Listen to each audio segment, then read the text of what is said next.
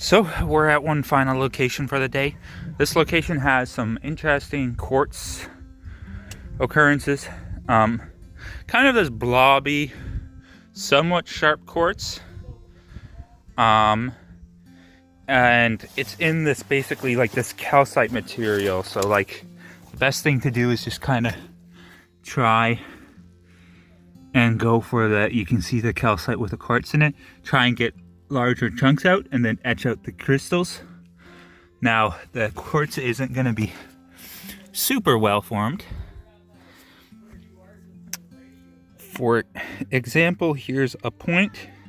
You can kind of see the terminations, but you can see how it's kind of blobby and not super well, and it's not super well pronounced. So you're not going to get the sharpest crystals here, but it's still an interesting location that I wanted to check out. Some of my friends had collected here and they showed me some of the stuff they had collected. I found that quite interesting. So we're going to try and do a little bit of exploration and poking around. Yeah, it's being stubborn, eh? We're removing this rock here to get easier access to the calcite behind it. And I was pulling some decent stuff from behind there. There's a little nice triple point, but as you can see, it's got that kind of the rounded faces. And then we managed to kind of pop that off, smash it, use a crowbar. And I noticed the calcite right behind had this lovely DT. And you can see we're getting more. Well, that's kind of interesting. I hope the camera picks it up because this has got a little bit of rainbow in it. But yeah, so we're getting into some more well-formed stuff. But this has already made me quite happy. This nice little DT. Tony found some really nice ones. Here's a big chunk he found. You can see they're all kind of in the calcite, so he can definitely take that home and start etching out some of those points for sure. Some of those might stick on there, some of them might be floaters, so that'll definitely be a nice little side project for him to do at home. So we've managed to remove a decent amount of material and find some interesting stuff. We got some quartz points, all that fun stuff. Goodies.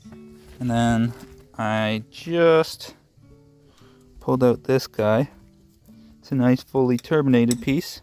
It looks like, so what happened is it looks like the one termination broke off and then it started rehealing on this end.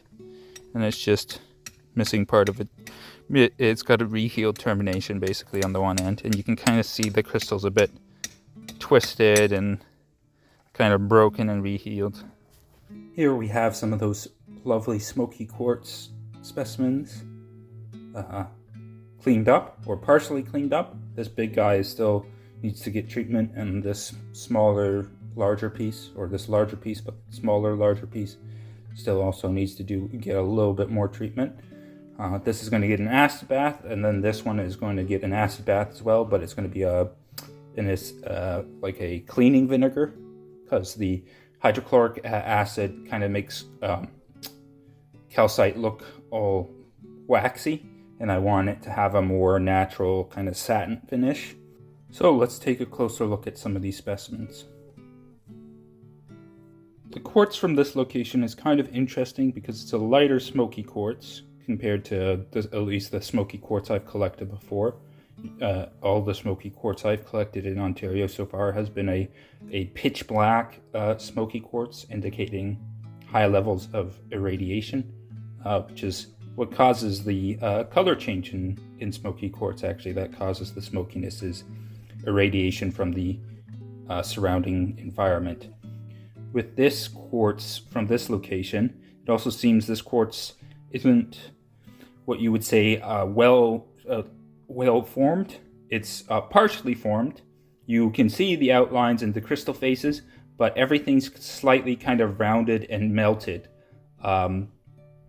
So there might be a couple reasons behind that. Some might be that the formation environment was not exactly perfect for nice sharp crystals, and so they didn't fully form as intended. So maybe either the temperature of the silica rich water or the silica levels were not exactly perfect for nice sharp crystal formation, or another reason might be that after formation the crystals are undergoing a change. And it seems, I was looking at this location and I saw some of the examples that some of my friends have found at this location, and it seems like some of the crystals actually broke after the original formation and then rehealed in the calcite as a rehealed double terminated quartz floater crystal. So I think there was some sort of secondary alteration which kind of made these quartz look a little melty. Though this location will still, of course, produce quartz crystal points with defined points, like defined faces, but you can tell that the tips are just naturally rounded and the edges are just not as sharp as they could be.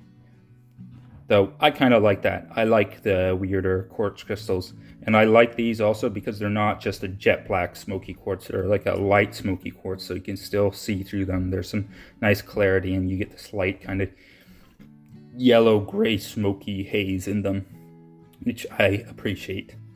This is the double terminated piece I found. There is some damage here where it didn't properly separate from another crystal. But you can see this end, it's technically 2 points smashed up against each other. You can see 2 separate terminated tips. Then on the back end, you can see it was one of those floater crystals where it broke off of its original point on the matrix and was floating in like the calcite soup, and it got rehealed. So it's got a rehealed back end basically. But I like this one for its clarity and color as well. A wonderful specimen. Then of course we also got some interesting small specimens. This is like 3 separate points that have all fused together. Another one of those there where it looks like they broke off and then they fused together after the primary formation of the quartz points. But there was also I think there was pyrite, or was pyrite around, because you can see there's some iron oxides that are kind of included in some of the natural fractures that these points have. But they're still together, which is nice. There was no shortage of these smaller ones, so I took the ones I liked the most. Ones with nice clarity and color. But these are just fun.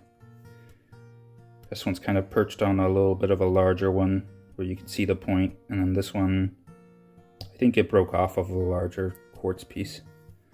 And you got some other terminated points and stuff. Just fun stuff. The color is a bit different from what I've usually collected, and I like that the crystals are a little bit imperfect. I like the weird crystals, you know. I'm a sucker for weirdites, as I like to say.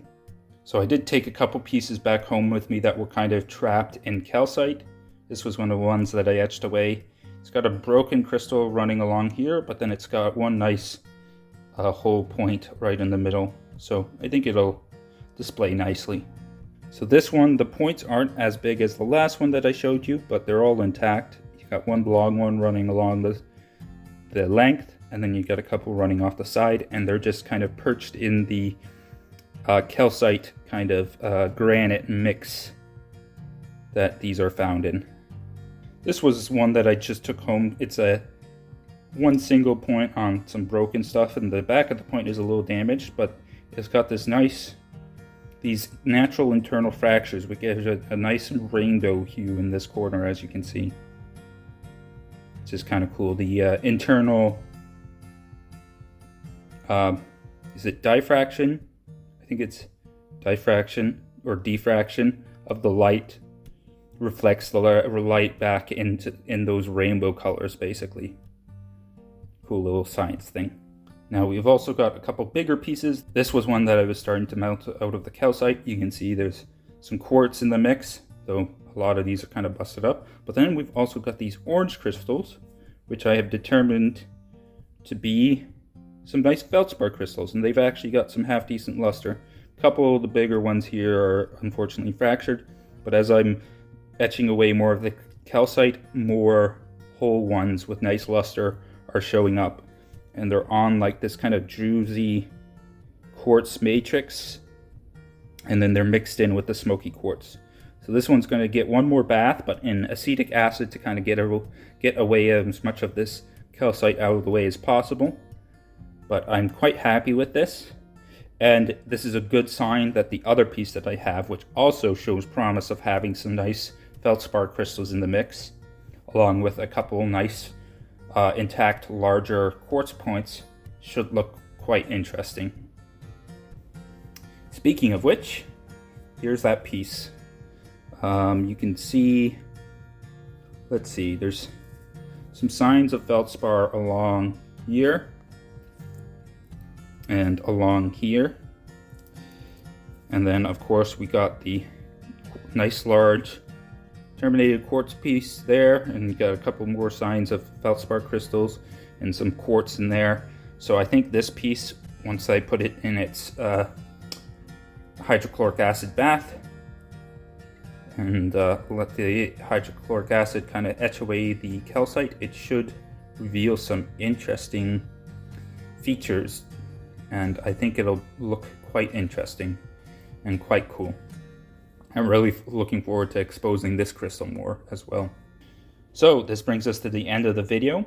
I had a lot of fun recording this video because I was out there with friends, including one friend who has never gone rockhounding. So it was really fun to see him really enjoy the hobby and find cool specimens and just enjoy the day. So it was a very memorable trip and a fun trip. And we got to also, of course, collect some awesome smoky quartz specimens. So since that brings us to the end of the video, please, if you enjoyed this video, leave a comment below what you found interesting, and hit the like button. And also, if you haven't already, please do subscribe. I do a lot of rockhounding related videos, some fossil hunting too, because I enjoy that too. But if those are your interests, please consider dropping a subscription. And please, folks, just have a good day, and I will see you guys in the next video.